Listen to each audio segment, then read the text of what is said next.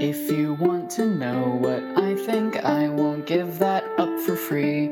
Put a penny in the crusher, on the back's my memory. I'll hold real still, you take the shot, but I don't want to see whether it turns out or not. It's all the same to me.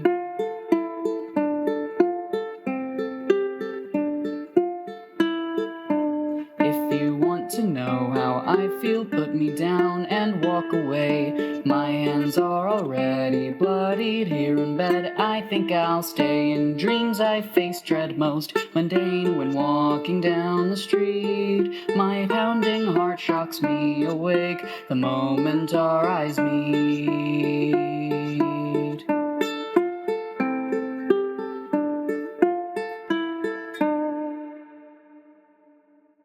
Welcome to the 7th episode of Us at Our Worst, a caregiver's unvarnished account of cancer and dementia care. Episode 7 is titled, Mom, in Grocery Stores with the Worst Child Ever. Okay, before we start, here's the upfront disclaimers. Each episode of Us at Our Worst will be available as a podcast for listening and on YouTube for viewing. Though I will be reading directly from the as-of-yet unpublished book, I will also be adding in commentary to help give a fuller picture of events. Think of these talks, these sidebar comments, like bonus episodes on a DVD, if you are old enough to have ever used a DVD, that is. I also need to name the fact that Us at Our Worst is a nonfiction account that covers difficult topics such as terminal cancer, terminal dementia, and specifically what I believe was behavioral variant frontotemporal dementia. We're going to be talking about physical and emotional abuse. A ton of swearing is going to happen. We're going to talk about acute depression, child abuse, downright madness, generational family trauma, and mom's favorite, drug addiction. You have a front row seat to a grim reality, and it probably raises the question, why am I going through with this at all? Because people shouldn't have to go through these kinds of things alone. Caregiving is lonely. It doesn't always have to be, perhaps, but it certainly was for me. And so if one person out there finds comfort in knowing that I went through and survived all the things you're about to hear about, and it's the same thing that they're going through, then that's my reason why I'm recording this. It's to give them hope, or at least some understanding. Are you still listening? Strange. Okay, then I'll keep talking. Here we go. Us at Our Worst, Episode 7, recorded on July 21st, 2025. Okay, first of all, for those watching on YouTube, and so far, I have like 4 views on YouTube, so it's not that many, but you will notice I have a fancy new microphone here, complete with a dead cat. That's what this fuzzy thing is on the outside. Keeps from the pops from happening when you're talking close to a microphone. Anyway, so I invested, got a new microphone because I was interviewed by someone else who has a podcast about caregiving, and I decided to upgrade so I would sound better. Anyway, so that's fun. I think that's my only big announcement. Yeah, okay. Recap.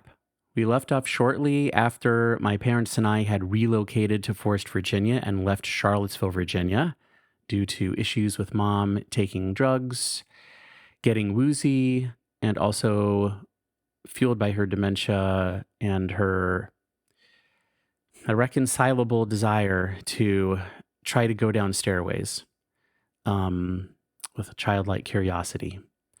So moved her out of that house, moved all of us out of that house. So the last episode, we were sort of like getting reacquainted with life in Forest, Virginia, and starting to do the long drive, about 3 hours round trip up to Charlottesville, Virginia and back for treatments 5 days a week.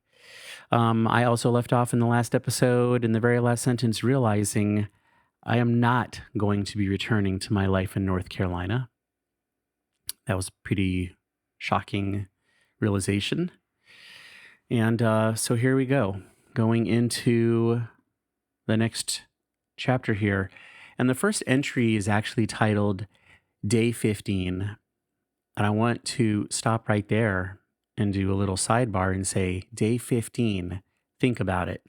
If you've listened to the episodes up till now and you didn't just start on this one, I just want you to really think about all the things that have happened to my parents and I only in the last 15 days.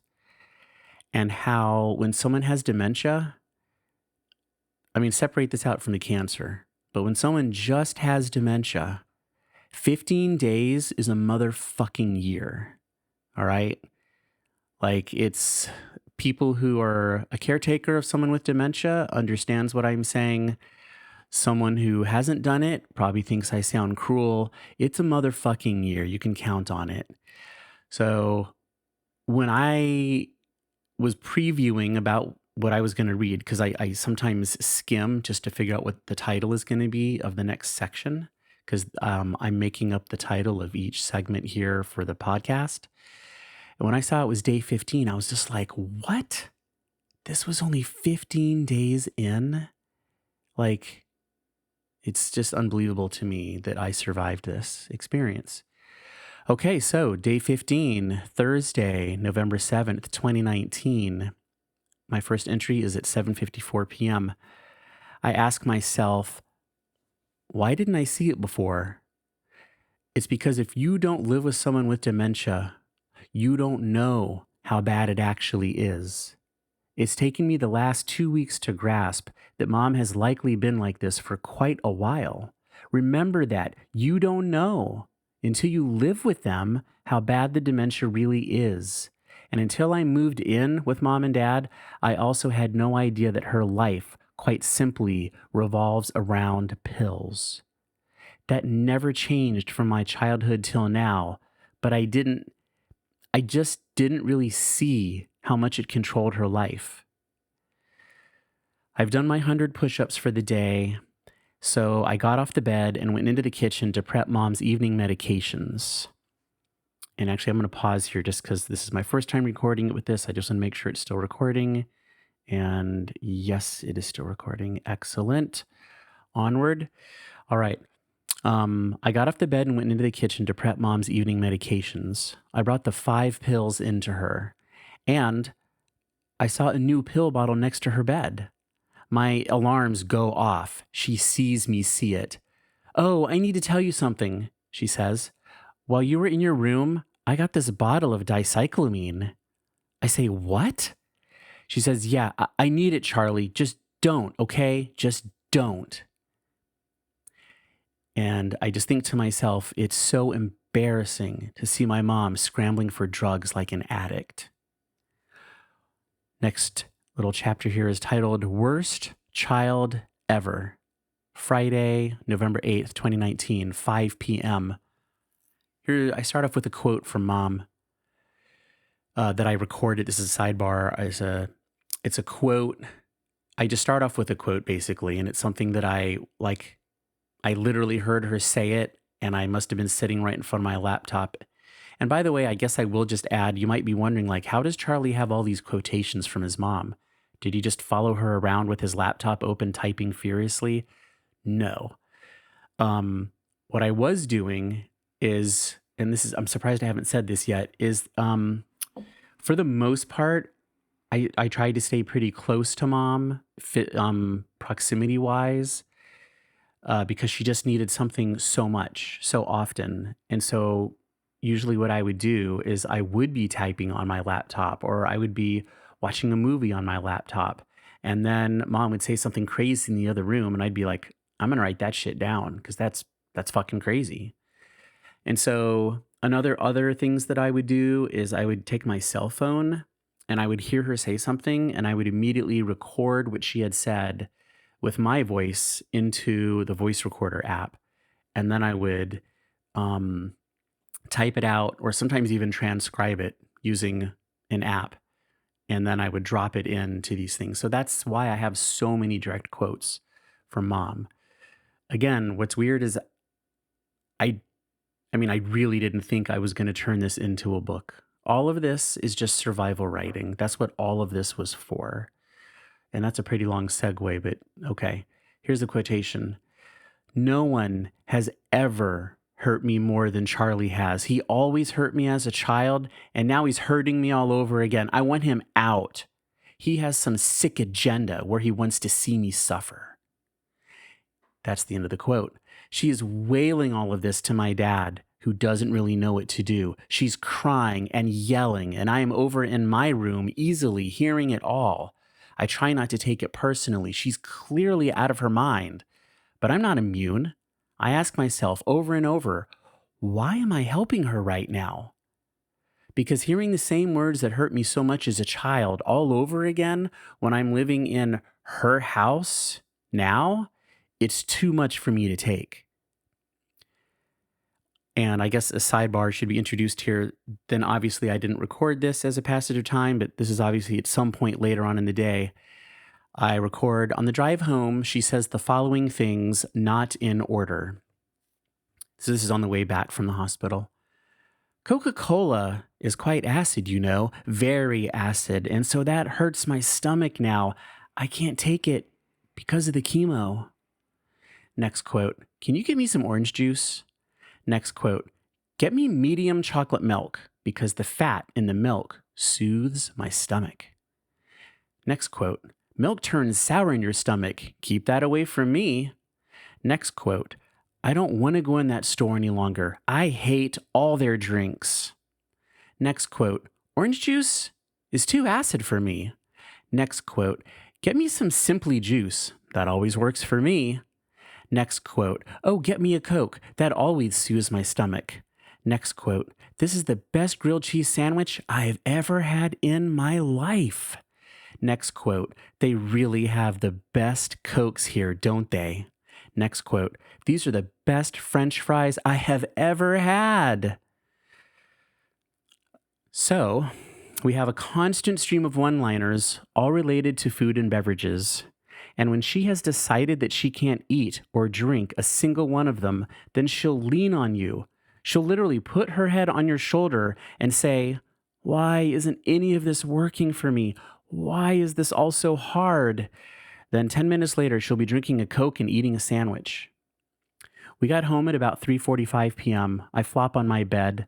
I queue up an episode of Jack Ryan. I eat some cashews. I drink some water, and I just try to enjoy being in my own space. It's now 4 p.m. Dad knocks at my door. He says, Mom wants a Compazine? I walk into their bedroom to see how ill she is. Oh, and sidebar here, Compazine is something that Mom would take for her quote-unquote breakthrough nausea. So normally when they would come to me and say, Mom needs a Compazine, it's an emergency, that's when Mom would be saying that she was so deliriously nauseated that she could barely function in life. So anyway, so I go in to see how ill she is. She's standing up. She's animated. She's bright-eyed and bushy-tailed. She says, she sees me and she says, hey, so things are really bad right now. I'm really raw. I need Compazine, and don't give me any grief about it. I know what I need. And I said, but you just took Zofran only 1 hour ago, and I feel like it's too soon. But I'm going to get it for you now. Even though I was getting her what she wanted, she exploded because I called her reality into question. And what I mean there, this is a sidebar, what I mean by that is I had penetrated dementia or whatever it was. There was just something about the way I went about this where I would say, okay, I see you. I see that you took Zofran, and I see that you're asking for Compazine already. Let's just agree this is fucking ridiculous. But who cares? I'm giving you the fucking drugs. So I called her out and I acquiesced, and for some reason that combo made her explode. So because I called her reality into question, she led into a rant that included saying, and I don't know why I didn't write more here, but here's what happened, is she came out into the kitchen and she was following me to get the pill because I had to go out through the kitchen to go to my room where I kept most of her drugs. And she kind of squares off from behind and starts yelling. And so I turn around. And then she says to me with her fist, with a closed fist right up against my face, she says, I'll smash your little mouth right here and now. and she stands in front of me with a closed fist. You don't know what I'm feeling. You don't get to tell me I'm feeling. And then she starts kind of the best way someone with limited mobility can do. She kind of starts jumping around and she puts her hands over her ears and she starts yelling, Bob, Bob, help me. Charlie is yelling at me. Anyway, I gave her stupid fucking Compazine. I just have to say, as I'm reading all this, I'm just like, God, I sound like the worst fucking person ever. Well, I guess that's appropriate. I did not even mean to make a pun related to the title of this episode, but yeah, I just feel like, wow, I just sound like a terrible person who has no compassion for his mom. Whew. Anyway, update, 6:27 p.m. She's in the kitchen talking about food and drink. She walks into my room and looks like she's ready to fight. Instead, she walks right up to me and gives me a hug, and she starts crying. She says, I am so sorry. And that was literally the first time in her life that she has apologized for a fight like that to me. Update, 8 p.m. We are at home watching TV. We are eating mac and cheese that I made. I make all the food. She says she can't eat it. I try not to sigh. She says that it's because of the gagging.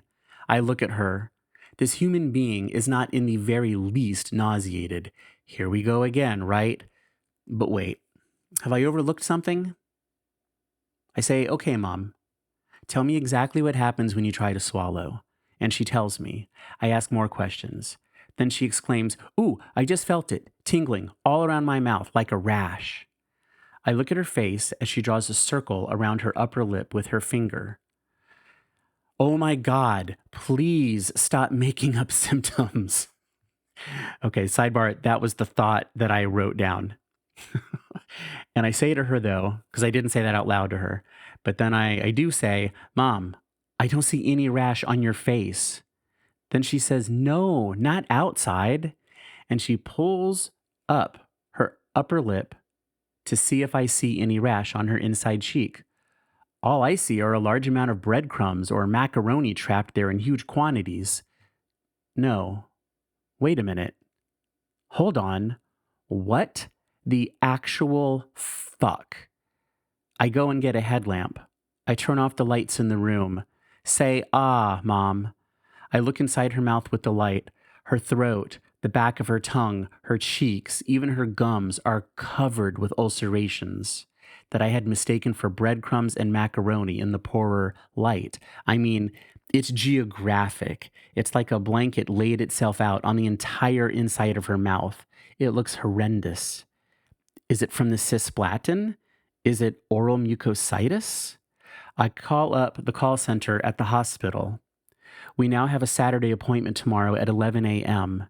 It was supposed to be a desperately needed day off for all of us. I had trail running and bouldering lined up. I was so in need of that. And Dad is so fucking worn out. Mom is, of course, beyond worn out. But we gotta go. Next chapter. Congratulations, it's Thrush. Sunday, November 10th, 2019. Time, 11 p.m. Location, the Crossroads Inn. It wasn't oral mucositis. And just so you know, sidebar here, oral mucositis is if my memory serves me correctly, is a common side effect to different types of chemotherapy. And I believe it is a specific relation to, or specifically related to cisplatin as well. It's a known side effect where basically, just imagine if you had a canker sore that extends just inside of your mouth all the way down through your throat. So imagine how one canker sore hurts, and now imagine a canker sore that covers the entire surface of the inside of your mouth. I have seen this before in cancer patients that I've been close to, who I've known, and it's absolutely fucking awful. And so it does look the same, because I've seen it in friends who were patients, and I thought for sure that's what Mom had, but it wasn't, thank God, because that is so fucking painful. And when a patient gets oral mucositis, it's so unbearable because often they can't eat anything. and they can't swallow anything because it's so unbelievably painful. So a lot of times when patients get that, you have to stop chemotherapy, or at least I knew in mom's case, there's no way we could continue. Sidebar over. So it was thrush, brought on by a compromised immune system. My parents are staying at a sleep-in in Charlottesville, and I can barely appreciate the Crossroads Inn this time. I'm so fucking tired. Did I already mention this? Hey, I'm fucking tired. I'm still glad to be here at the Crossroads Inn because I get to be alone, but the polish is worn off. If I use this night as a time capsule for where I was emotionally and physically a week ago when I was here last, it's quite a different situation. I'm having moments where I am physically shaking. And I just want to add a sidebar here. On this night was one of the first times I realized and acknowledged that I was starting to experience moments where my whole body would just start randomly tremoring. Yeah, I'll leave that sidebar like that. Back to the story. I'm having moments where I feel anxiety and like my heart might start racing. I just want to be clear. These are not things that happen to me. Last night, I tried talking to my daughter about how things are here, and I felt like I couldn't catch my breath. Oh, and by the way, that was a phone call. Zoe wasn't there with us. It's clear to me that my resiliency was fading before I began taking care of my parents, but I think that if you can talk about how it's fading, then you still have something left in the tank. When you aren't even talking about it, though, that's when it's gone. And I haven't been talking about it. I'm just plodding from one insane moment to the next. Mom's mind is just completely wearing us the fuck out. And I also just want to add in a sidebar here that it wasn't just us. Mom's mind was wearing mom out too. Like you couldn't really talk to her about it. She was already gone enough. So I might have mentioned this phrase earlier, anasonagogia. It's a long word that's really hard to pronounce. It starts with an A, and it relates to when someone loses the ability. That's some irony. When someone loses the ability to self-diagnose that they're mentally slipping. So mom was already at the point by November the 10th, 2019, that you couldn't talk to her about her dementia. She already was in a place where she could not understand that she had it. And so the reason I'm saying this is because she was just as exhausted from what dementia was doing to her as we all were. Though I will also say that at this point, for the most part, Dad still would not acknowledge that Mom had anything going on mentally. So it was just me. I was the only one that recognized what was happening. So here we are, next chapter, No Chemo Day, number 3, Tuesday, November 12th, 2019, 6:30 p.m., Panera Bread, Forest, Virginia. Recap, Chemo Day 3. So mind you, this is a sidebar, this is Tuesday, which means I'm recapping the day before, because Monday is always Chemo Day.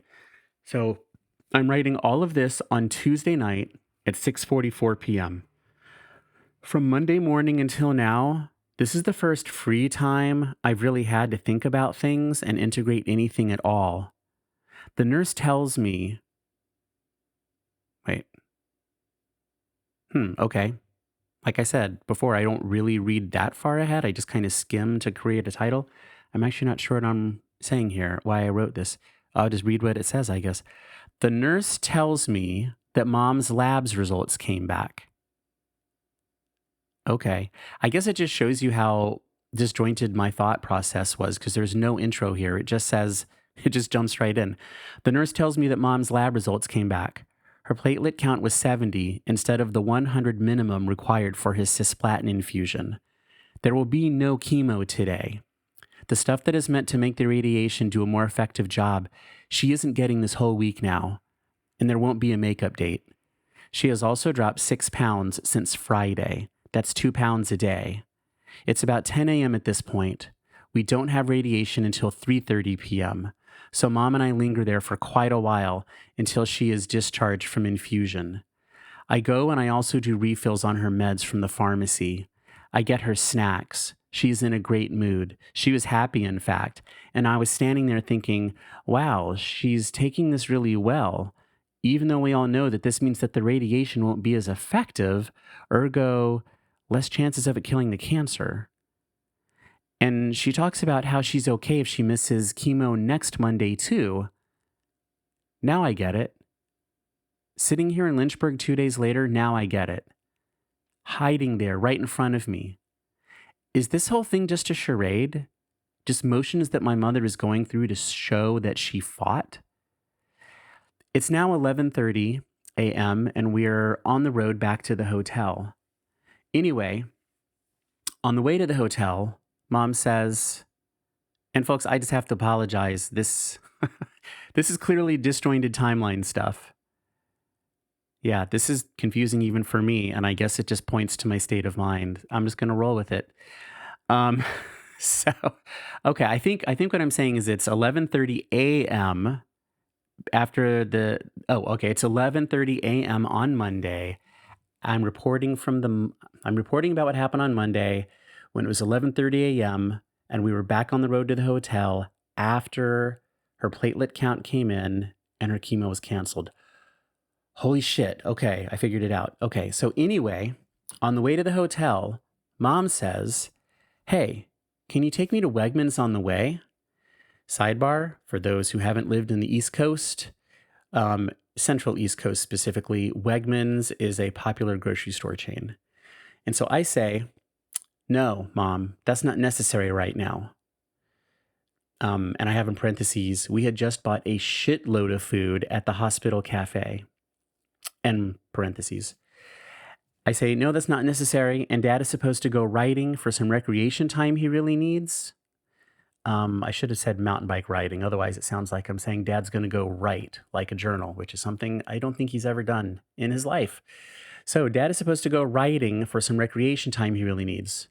Mom instantly goes from nice and sweet to childish. "I never get what I want. I'm just asking for a few small things, and I keep looking for them, and it's never working out for me. So I need 20 minutes inside of Wegmans." As it happens, I drop my angry mom and my browbeaten father off at the Wegmans curb. I park the car. I sit in the car and I stew for a bit. I do not want to go in. I know I need to, though. I go into the store. I look all over, and then I see Mom in the salad bar section of Wegmans. I walk up to her just in time to catch her. She had hit the forward button on the electric scooter she was sitting in. She was rocketing forward while looking over her shoulder backwards, and she was wondering why she's going forward in the opposite direction of where she's looking, and she didn't know how to make it stop. I run up and I grab the scooter, literally right before it hits an unwitting shopper. Mom gives me an innocently curious look that sounded like, "Oh, hi, Charlie. Do you like my scooter?" She is so happy. She is here, at peace with her life. Here is where she has control. She can buy, she can choose, she can get whatever she wants in the entire store. And I hate how happy this makes her. She drives by a sample plate of cookies piled high. There's about 20 cookies on the plate, and I look at her, and I wonder what she's going to do. She stops the scooter. She smiles to herself. She literally brushes her fingers on the edges of the cookie plate, a caress. But she eventually shakes her head, almost imperceptibly, and moves on. Instead, she buys other sugary things. Oh yes, she sure fucking does. It's like she is high. Shopping makes her... Sorry, I got quiet because a loud motorcycle went by. It's like she is high. Shopping makes her so happy. Just buying is like dreaming. It's imagining a better life through purchasing things. By the time we got to the hotel, this is what Mom had bought.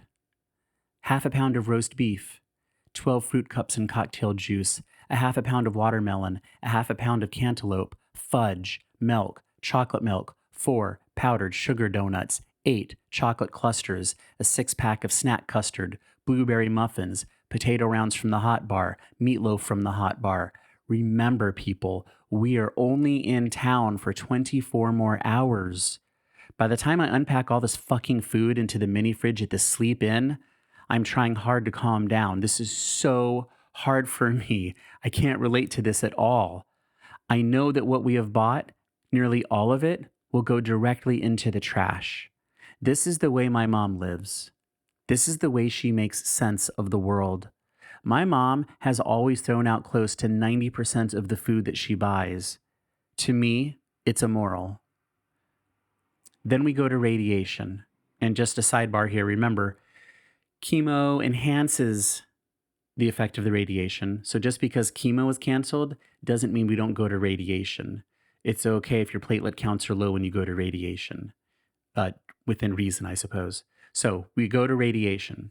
It's quick. Afterwards, mom wants to go shopping. And yes, I'm going to add a sidebar. Yes, she fucking wants to go shopping. And sidebar, I am overwhelmed with the effort of not screaming at her. If I say no, it will wreck the rest of the day for all three of us. She is crazy, and I don't want to be involved in this kind of crazy. Please let me out. Where is the ski resort? How about Winter Park? On the Mary Jane side? Yes, please. I force myself to see the fresh tracks. I can see my ski tips sinking under the snow. I can feel the effortless glide while up on top of the pile in a wide basin above tree line. Meanwhile, back in hell, we walk into a CVS. She wants Carnation Instant Breakfast powdered style. But once we are in there, she can't help herself. She now wants Frosted Flakes. She wants Special K. She drapes her hands longingly on candy bars. I can't stop myself. I grumble, "No, Mom, we aren't here for that right now." I think part of her can tell that I'm at the breaking point with her insanity. She doesn't argue. Instead, she adopts the childish voice. "But I want some." And she does a pouty face. We also buy her diapers, which, once written side by side along with the pouty face, is actually pretty funny. She then asks to go to Food Lion. I know, it's a lot, people. She does the same thing, candy aisles. We come back to the hotel. We hang out for a few hours. I leave Mom and Dad there at about 7 p.m. I walk out into the parking lot to the car, and I'm wondering if this might actually kill me. And just a sidebar there, like, I'm not trying to be funny. That's the weird part, is I can tell when I'm reading this to live audiences that they're laughing a lot, and a lot of it comes across as funny. And when I read it now, it is pretty fucking funny. You have to laugh. It's insanity. But the crazy thing is when I wrote this, I didn't mean any of it to be funny. Like zero. Well, except for the thing where Mom goes, "I want some," and then we buy her diapers. That juxtaposition is funny. But like, so when I say I walked out into the parking lot to the car wondering if this might kill me, I I mean that. I meant that literally. I was walking out there and I was thinking, I just don't know how I'm going to do this. This is impossible. And interestingly, in the parking lot of the Sleep Inn in Charlottesville, it shares a parking lot with a dog pound. Not a dog pound. What is it called? Like a kennel. And so when you go out into the parking lot to watch your car, all the dogs are going crazy. And these poor dogs, they're staying at this lousy ass kennel, I'll say. And because it's in a fucking parking lot and it's sandwiched between basically the highway and a hotel. Like, I hope they don't charge much money because there's not much value happening there for your poor dog. And I love dogs. So I remember walking out and hearing the dogs go nuts. And then I just remember thinking to myself how trapped they were and how they were barking and how they sounded crazy and how desperate they were for love, affection, someone to pay attention to them, someone to get them the fuck out of there. And I just remember thinking, me too. Get me the fuck out of here. I'm just like you guys. Anyway, update, 9:40 p.m. Okay. And again, a lot of that was reflecting on the past. And so now my next journal entry is 9:40 p.m. in the bedroom back in the Forest, Virginia house. I guess I'm done recapping. So while writing this from my bedroom, I hear Mom. She's in the den. She is gabbing loudly on the phone with her friend. And I'm not going to mention her friend's name. For the most part, I'm not going to mention any of my mom's friends by name to protect their privacy. So I'll just say with her friend. And I will say her friends. I've been meaning to say this. My friends would be absolutely horrified to hear about this podcast or if this ever becomes a book. I really hope none of them ever find it. If you are listening to this and you're one of Mom's friends, I know that all of this is impossible for you to believe, and I'm sorry that it's true. Just remember, it's the dementia. It's not the Phyllis you knew and loved. Anyway, so while Mom is on the phone with this friend, I realize this is the chance I've been waiting for to grab all the extra other drugs out of her bedroom. And she has also just taken Zofran, so she's getting groggy again. So I head in and I grab them all. I count 22 individual bottles of medications. These are 22 bottles of meds that she had before cancer. I glance through them and nearly all of them are for pain. Nearly all of them induce a narcotic effect. She probably had over 60 pills of gabapentin alone. Who the fuck gave her all these? I Googled it. Gabapentin can produce feelings of relaxation, calmness, and euphoria. Some users have reported that the high from snorted gabapentin can be similar to taking a stimulant. It can also enhance the euphoric effects of other drugs like opiates and is likely to increase the risks when taken in this way. So why does my mom have 60 fucking gabapentin doses?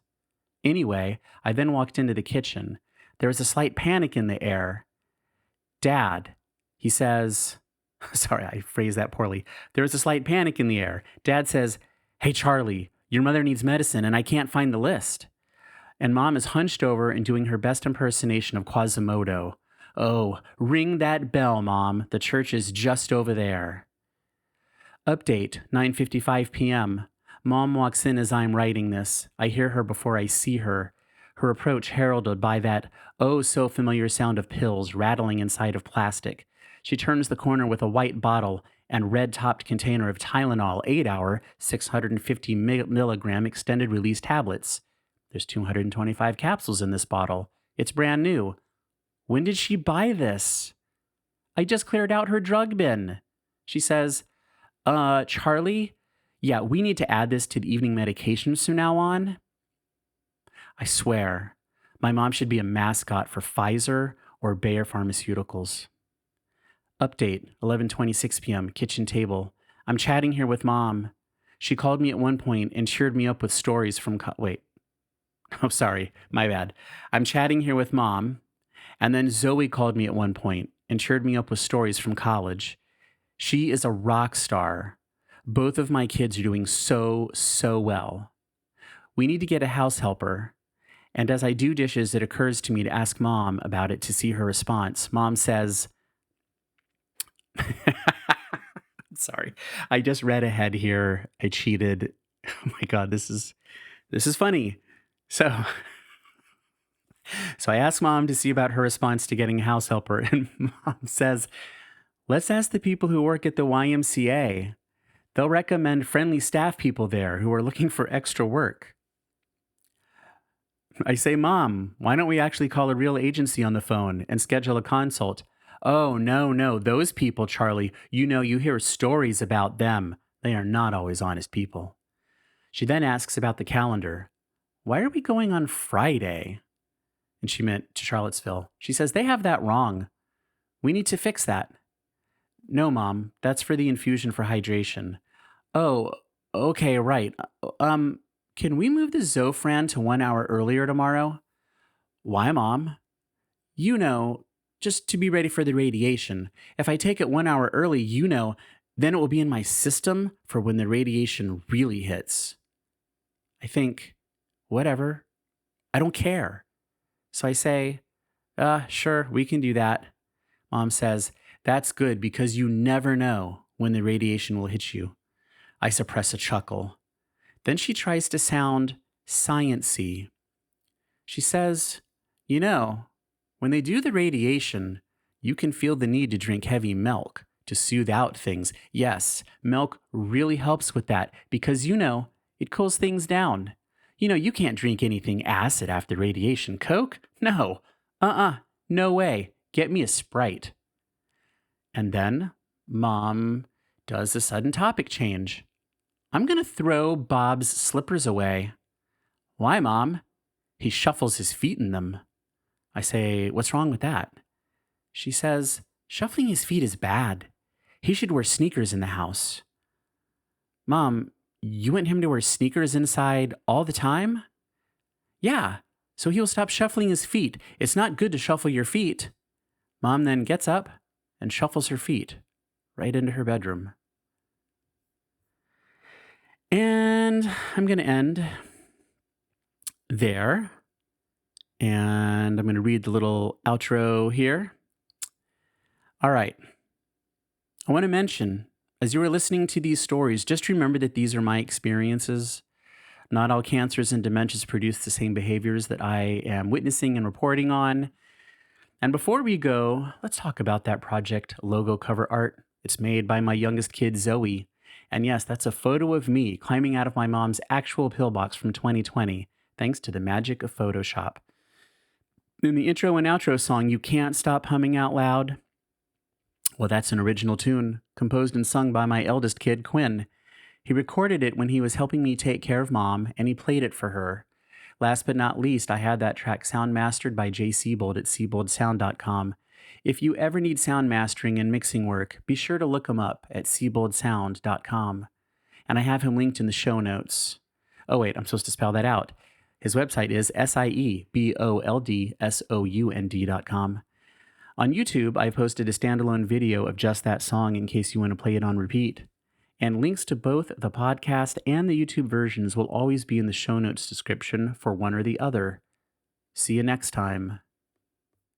If you want to know what I think, I won't give that up for free.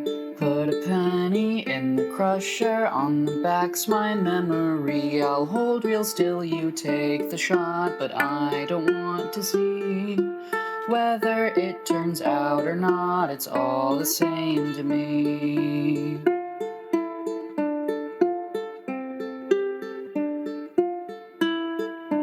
If you want to know how I feel, put me down and walk away. My hands are already bloodied here in bed. I think I'll stay. In dreams I face dread most mundane when walking down the street. My pounding heart shocks me awake the moment our eyes meet.